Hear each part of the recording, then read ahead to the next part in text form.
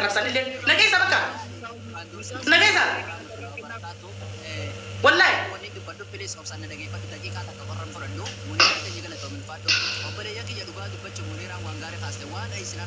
nageessa nima ijoollee keenya miskiina meeqaa jira hayroo tana keessa miskiina meeqaa jira warra biyya galuu hin dandeenye warra biyya dhaquu hin dandeenye warra cidhaan isaa tumamee dhaluu hin dandeenye miskiina meeqaa jira warra harka Oromoo keessatti harki caccabe meeqaa jira hayroo tana keessa maan baafne kanaadaa walitti gurmooytanii maan baafne kaisinirra arrabse kaisinirra ajjeessa kamtu jazaa qaba ol jaatanii hunduu siltee eeytan ol jaatanii hunduu silteetti ol guurtan leenca ol guurtan ageessanii mas hunduu silteetti ol guurtan ummata silteen namni lama akkana chiri sin gootu sin silteen namni lama akkana chiri sin gootu mubaarakii fi obboleessa mubaarakii fi eenyu maqaan isaa maamma siltee itti kanaadaa dhagee huba ummata loon hoolayjii kaa gara qabnu ummata namni kokkoflaa irraa nyaatu oromoo kussul laal dhaggeeffadha ummata maayibii kaa gara qabnu maqaa oromoon nyaatinaa isin ummata waajjaan ummata afaan namaa laalu bar ummata garaan keessi gada baaban afaan garaan keessi isaanii gada baaban beetanii waan garaan isaanii ta'e isin jaalatan seetanii namnummaan oromoo biyya keessattis biyya alattis hin feene namni akka silteedhaan jiru namni akka siltee amaaree hanga siltee nu jibbitu nuti siltee amaaree hanga siltee nu jibbitu nuti siltee amaaree hanga siltee nu jibbitu nuti Mubarak Musamma nama miide Raba kharan jira khanni be ma me da buta kabiye to madani bandur sana wali barakatu wata ko woni dubaddo police ofsan dhaggeeffadhu daqiiqaa takka qorran fudhadhu muniraa teenya galatoo milfaadho obboleeyyan kiyya dhugaa dubbachuun muniraan waan gaarii haaste waan isinarra haastan kana dheengadda mubaarak gaddeebisu turre naaf saboona argeefaan raasa'u turre sababiin isaa dheengadda arsii sirkatti nama meeqaan nurraa dhume walla gadiroonii waggaa 5 nama meeqaan nurraa tume garuu nama 7 walitti qabatanii nama 8 walitti qabatanii takka irraa dubbatanii beekan arra garuu dubartii Oromoo dubartii alaabaa bilisummaa Oromoo uffattee suuraalee garagaraa haatu fuudhanii saaxiluudhaaf nama 7 dhageetti guddoo waan qabanii bisaaf Muhammad bin al-Jazira amartichi irra wal gahanii nama afeerratanii nama 9 irratti IB shamara Oromoo saaxiluu jechuun adawii Oromooti jarri ergama naftanyaa qabanii jechuudha. Kanaaf Oromoon dammaquu danda'u turre jiraata. Gochi isaan kaleessa nurra godhan wallahi dhugaa dubbachuu fi gocha hammanatti hilmaamamuun sababiin isaa Amaarri isaan hordofa Tigreen isaan hordofti nama baay'ee isaan hordofa akka gaafa Afrikaatti tiktaa kanarratti waan namni isaan hordofuu fi fidanii akka dubartiin Oromootuun achirratti qaama qullaa shanjaan achiif qaba isiin jettu kana hunda ka godhe Mubaarak Musammaa silteedha. Kanaaf Oromoon dammaqee waan kanarra tarkaanfii fudhachuu danda'u qaba. Silaanii keenya gaafa Suudi Arabiyaa keessatti nama baay'ee dhumu ture maneedhaa Suudi Arabiyaa keessatti nama baay'eedhaa jira. Yoom takkaa guyyaa takka nama 7,800 walitti qabatanii nama 7,000 jechuun addunyaa guutuu jechuudha sii galee yoom takkaa irraa dubbatanii beekan garuu isaan irra kana dubartii keenyarra godhan tuffii Oromoo qaban ergama qabanii jechuudha ergama naftanyaa kana please Oromoon Harargee Jimmaa Arsii kutaan hundinuu irra wal ga'ee waan kana irra yaada kannachuu danda'u nurra jiraata kanaaf qabsoon isin eegaltan qabsoo bareeda kana itti fufuu danda'uudha qabnaa jechuudha. Mubaarak nu keessa haa dhaabbatu. Mubaarak nu keessa haa dhaabbatu. Mubaarak nama keenya gargaaruu ture nama keenya gargaaruu ture. Nila dhaggaa isinitti hima Mubaarak Musammaa nama miidhee jira mijattii tanaa milee isii cabsee jira. Dhugaan dhugatti cabsee jira. Mijattiin tuwwaa takka hin balleessine wanni isiin badiin qabdu viidiyoo erga jette akkamitti nama dhabu Charanki amo akami abdi. nama isaanii ta'e. Oye me micha mana dubbata jira. Me qeerroo abdi kenni. Osoo nama isaanii ta'ee osoo laal akka naatu osoo dubartii osoo naatu dubartii qabaate inniin kun ol baasee nama 7,800 irratti isaa fi Muhammad Arzajiraa ka afaan Oromoo dubbatee hin dandeenye kiyyaan qafoon suni maal jedhe viidiyoo meeqa itti ergite viidiyoo meeqa namni maaltu akkana namaan jedha dubartiin hin shawwadamti jara keenya waan akka dubartii tan shawwadamne hin jiru wallaahi billaahi haadha teenna jar dubartii jechuun namni hamilee dha'ee isa dubartii guutuu akka Itoophiyaatitti namni hamilee dha'ee isa Muhammad Arzajiraa TV iya kanaan waa'ee isaan dubbatu wallahi waa'ee kanaan dubbatu. Abte kenna qeerroo abte. Assalamu alaikum warahmatullahi wabarakatuh. Warra dubbate jalaa gabbuusi. Warra haaree warra kan ijoollee baay'ee jala jiru. Warra Oromoo Muniira hundi keessanuu ila dhageeffadha. Osoo namuu mana ittiin banatin dura mana itti banannee dubbataa turre waan kanallee anaaf mucaan amma oomaan keessaa dubbataa jiru kun ila dhageeffadha. Osoo gaafa nu dhimma mucayyoo sanii dhuftu ustaazonni nu dhufanii maa wal sattaruun hin jiru. Wal sattaruun hin jiraam jenne waan san osoo daqiiqaa 20 irraan tuni irraa baane. Jarana namni googilii irratti akka Oromoon addunyaa irra jirtu kana nama 1700 jechuun hadaraasha kamtu fuudha. Hadaraasha kamtu fuudhee keessa wal gahii geggeessita. Namni googilii irratti shamara Oromoo akka dhageeffadha. Qaamni saalaa isii addunyaa beekamu googilii irra maxxanfatee namu telegiraama jala deema laala. Telegiraama jeneraal Duubee jala dhaqaa laala. Jeneraal telegiraama warra telegiraama fayyadaman hunda isaanii jechuudha. Gaafa san gabbaa'ee keessammaa dhaqanii mucayyoo tana lafa gassiibuufna. Wanti kun keessaan dhumatuu qaba. Feesbuukii waggaa lamaan dura dhiisan mana itti banatanii viidiyoo ajaa'ibaatti nu bira gahe. Torbaan tokko irraa haasa'uu qabna. Jedhanii wayita ol baanii dubbatan shamarran Oromootiif hagam hamilee ta'ameera. Hagam Mubaaraka kana nama tokko nama gargaaraa ture nama gargaaraa ture. Masgiida ijaaraa ture masgiida ijaaraa ture. Abbaa kan hundi hin darbar muutu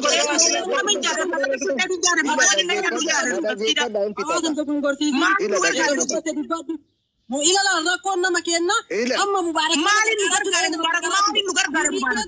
Mubarak beenya isaanii nu gargaara nuti. Abte ka dhaabadhu. Jara dhageeffadha. Mubarak Oromoo irraa kaafamee bar. Irraa maallaqa iffatee bar. Irraa maallaqa iffatee bar Mubarak Oromoo.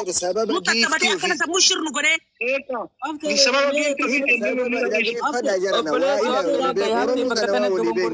Mubarak musammaa dhagaye obboleessa dhagaye Mubarak musammaa akkaataa namni biroo itti dhufe garagara. Inni awwala waa'ee sadaqaatiin dhufe lammata ummata sagalee taa jedhee dhufe deebi'eetiin ummata saamuufi malee waan birootiif hin dhufne inni sagalee ummataa ta'uufi. Jaarraa naa kenna biyyee qaalii naa kenna jaarraa akka naa kenna mee waan gurbaan kun haasee bareeda dhufe Oromoon teenne si jammat haasa bareeda dhuftanii baay'ee Oromoo na dhageeffadhu. Hafteen isatti jira. Mubaarakitti jira. Namni gaggaragalchan jiru maal taate Oromoo. Oromoo na dhageeffadhu. Oromoo namni na dura Mubaarakii mataa gaggaragalchan jiru. Waraabni tasgabbaa wabee wal faama tanattu alagaan nu mo'uu jirtiiti. Wal faamaa mee isi walirraa wabeeka. Olii obsaamee wal hubadha. Mubaarakii na dura namni mataa isaa gaggaragalchan jiru. Amanama abbaa feete na amani abbaa feete hidhatai Mubarak na dura namni saqee qisillee hin jiru. Namni ana dura jedha taa'ee Feesbuukaanis tokkokiinis illee saqeeqaa ture. Mataa isaa illee gaggaragalchee irraa dubbataa ture. Gaafa namni 200 dhufanii rabbii jedhi asirraa buusi nama akkanaa maal nuu godhe jedhaanii ture. Eenyu namni googilii shamara Oromoo irra maxxansiisise Mubarak musammaa malee. Jarana dhageeffadha wanti wal sodaatan hin jiru. Gaafa gargaarsa namaallee yookaan dhimma namaallee dubbatan wallaahi sababa giiftii ofiitii fi sababa taabtaabii jalaa tiippii argataniif malee homaa wanti inni nu godhe hin jiru aboo. Jimmaanis bakka hin bu'u bakki inni dhufeellee hin beekama jaran. Maa wal sodaatan yaaki gaafa namni nurra miidiyaa kanarra gabbu'aa nuun jedhan maa gannu buusan. Maa dhaqanii akka irraa nu dhooggansanii irraa dhoogguu dhaban. Nama 1700 jechuun hadaraasha biyya kamitti fuudhee Itoophiyaa keessatti walgahii irra geggeessan. Kana Oromoon guutuun gabbaatee balaaleffachuu qabdii jedhee baraan Oromoo malee wanti ani kalee yookaan Mubarak waa godheera yoo jenne taabtaabii baangaalee taabtaabii fi ababa ofiitii fi waa dubbataa ture hin beekne. Aftee dhiifama iddoo kamitti beeyta bakka inni nama qarqaaree jireessanitti maalii fi maallaquma keenya nurraa fuudhee wanti nun qarqaaree nun jirtu nurraa fayyadame. Nu akka Muniiraan baatu nutti fayyadame malee wanti nun fayyadan jiru yoo qarqaarta taate. Abbo ijoolleen xiqqoon bal'aan maallaqa watitti kan itti wallaa haqata yoo geessatti inni geessiti beekta kan baratinuu jechuudha.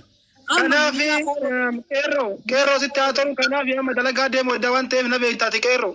Ani waan isiniif galgala nu baniiti amma itti fufii magriibni illee kalaa waan ta'eef galgala nu deebiisin jedhu. Ni deebi'aatillee mana banadhu fooloo waan gootamee fooloo takkaa Muniira fooloo namni 200 kun fooloo itti fayyadamaati Muniira waan fooloo godha Muniira fooloo godha. Abbaa mutaa kana saayiba kayyaa galte abdii abbaa mutaa nama jahu kana galche abbaa mutaa laga ustaa tokko abbaa mutaa nama jahu kana galche. Nama tokko hin galchu ani bawweda irraa yaada gaggabaabsaa dubbadda irraa bawweda nama. Okay, meenin dubbadda na dhageeffata. Kanas gana abdii walitti dachaana Oromoon guutuun deema manatti banadha Mubarakii. والله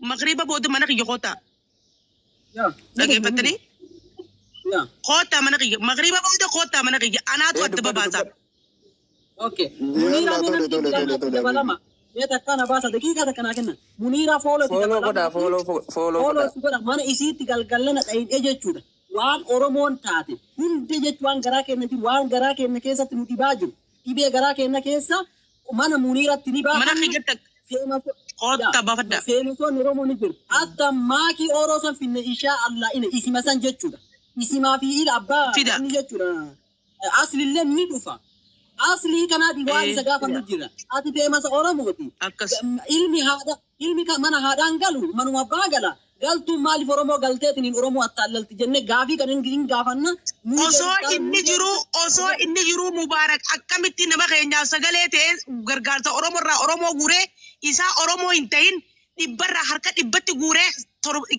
dhibbarraa harka 30 nama keenyaan ga'ee 70 jaha ittiin fayyadama inni silteen dhaggeeffadha nuti feemasa dhabne moo nama nu dubbatu dhabne moo maal jechuudha okay haa nyaatu jennee dhiisnee jirra bara dheeraa nyaatee dhugee akka nama bishaan dhuge maallaqa oromoodha ittiin gabbate as deebee afaan mimmi'eetee abshaala if godhee oromoo irratti akka nama oromoo yaadutti dhageessemma as deebee meeshaa dubartii nama 8,000 walitti qabatee mixiyyoo fuula bansiisee as bahee miti dheengatti gaafannaan maaliif akkas gote jennaan nama suuraa siitu qabneetu jiraa jee namuu suuraa harka suuraa fi fuulli namaa tokkoo miti amaarri mindinoo ሰው ብዙ ነው ቤት ሙባረክ ሙሰማ ጀኒ ወልጋ ጋፈተኒቲ አቺ የለጠቀኒ ምጭዮት ነው አማሪን ቤን ላሉ ቱሬ ጀቹ ማል ጀቹ ለይኒ ማል ጀቹ ታደ ሁንደ ከንጎደ ሙባረክ ሶታኔ ኦሮሞ ሙባረክ ወርደቱ ኡመታ ከሎኒ asli jechuudha mana asliititti dhufee asli aatirraa duute isin martuu ni beeytanii namni eebbisuu dhaqee osseene wallahi daqiiqaa 5 keessan teenneen daqiiqaa 5 mana san keessa osoo hin taa'in dhaqeetiniin mijattii sheer naa godhaa fidaa jedhee gurbaa sheer naa godhaa fidaa jedheetiniin mijattii sheer naa gootan duute jedhee mijattii lubbuun jirtu mijattii nu fajjeessa jirte dheetiniin mijattii san miidiyaa gubbaratti ol baasee bar. Yaa koleessiti abdi namni haasaan inaan jaan jechuuf dhagee dhiifama naa godhi. Namni gaariidha way mubaarak numa gaarii aanaan jaan jechuufi nuti siistama kana laal isa dura nuti ijaaressuu qalaan nuti warra kana laal muuqaa nyaatee gartee kana harkaa irraa beeyja ijaala isa daranii haa namni gaarii naan jaan jechuufi micijoo anaaf fuudha way mubaarak numa miskiina ganaa kana mutti dhaka mubaarak akkas jee baalagi asirraa isinitti haa toluuti isin martuu naa galatooma amman irraa boodha. Ilaa abdi dubbii dhageeffadha oromoo yoo taatan. Ara deemtuun akka kararraa isin qabdee isin hin nyaanne yoo oromoo taatan jechuudha. Ilmaan garagaraa dhufte oromoo ka cabsaa turellee jaarraa 150 ka nyaachisaa ture waan akkanaa kana of eeggachuu qabna. Wallaa muniira waan kana ol baatee dubbachuu isitti nin gammade. Maaliif intala oromooti numiitullee nuftaatullee keetumatu keeti. Ka halagaa simiitullee simmaaru tana beek. Miqayyoo tana qaama isii dabalatee irratti gurguratee gurbaan kun fooloo ittiin guddifate yoo dhageessan taate. Wallaahi ila YouTube mararra jira sagalee isii mana isaatirraa waraaban Facebook mararra deema akkamitti oromoo mataa qaqqabachiisa namichi kun maali oromoon hin baranne moo hin baratin moo akkami namaayyuu hin galu jala deemanii sagalee akkanaa tanaa deemanii of miidhurra mana intala oromoo mana ilma oromootitti marii gurguddaa goone gandummaa keessaa baane kulaa tokkorra hatee inni jedhaan kanu. Akka oromoon Oromotu keessee barila laveen kontomaa jiitu nama goyduu nama waraantu jiitu nama waraana jette Oromoon asirratti ilaalaa nama kana wallahi dhuguma nama waraanti keessa nama waraanti goyduu nama waraantu keessatti nama waraante dhugaadha diina jechuudha diina laala diinummaa siin laafti jedhanii keessatti si waraanti argite maymaashitu mubaarikiidhaa fi beeka hin wallaalina Oromoon isarraa dubbattu si jammar abbaa torba si gaafanna jechuudha abbaa torbaa kan kee aloota keetirraa kaafne abbaa torba si gaafanna Oromoo muubeen kenna jettu dhugaalitti hin nagabba muubeen Oromoo miti Oromoo ijoollee jimmaa obboleeyyan keenya wareeguu salaa Oromoo ijoollee jimmaa obboleeyyan keenya yaada maal qabda doktor Arramaa kennaa haasa'uu hin danda'amin hin dandeetta daddabee bawoodha. Okay, amma koy fakkeenyaaf ati Mubarak maal godhe dengadda waame gaafachuu isaa rakkoo ta'e immoo maal balleessee nama Mubarak irraa hojjetu. Kun ajandaan ta'u ajandaa biraa jira waan biraa saabo. Waa'ee Mubarak taraa Mubaraktiin dhiyaatan waa'ee Mubarak Mubarak akkamitti እናንተ ልብዳ ገድቡ ilmaan saroota laala akka gingirfamuuf deemtanii mana argitee laalme amaara Mubarak kuni Muniira Muniira dhagaifatu siif hima mililiki walitti dhiifidi wallahi nama kuma saddeettisan tolsi daawwatu Keedeefidi mililiki walitti haasawan billa wallahi Oromoo guutuun akkatti baafattu wallaatetti walii galuu dadhabde malee Mubarak qaata filima isaa jalan nakkaane Mubarak akka ilma Oromoo akka ilma Islaamaa tokkotti nama Islaamaati rakkoon qabu na gargaara Oromoo yoo jennuti Muhammad Maarreen sanuu Kanaadaa geessine gadda gaarumminaa keenya nuti Oromoon siltee saayiba isaa sanni beektanii mika Oromoo Kanaadaa geessine mililiki walitti hidha sii kana bare sanuu nuti Kanaadaa geessine irra kaayyana nama gargaaruun aadaa teenya ammoo Oromoon hin sobamtu Oromoo sobeetii attaalalaa yoo fedhe nu attaalaluu hin danda'u nuti akkasi kalaas walitti zaphatee mililiki walitti hidha jechuun namicha kana sii fidaa mana itti mana itti bakka asin teessu si arga wallahi keessan si arga naafidi Mubarak gaddeebuu qaba Mubarak eenyu sammuu namaa eenyu taphataa miti gaddeebuu qaba akkasii bakka asinitti haa tolu Samiiraan illee boodaacha Ayyee galatoobe.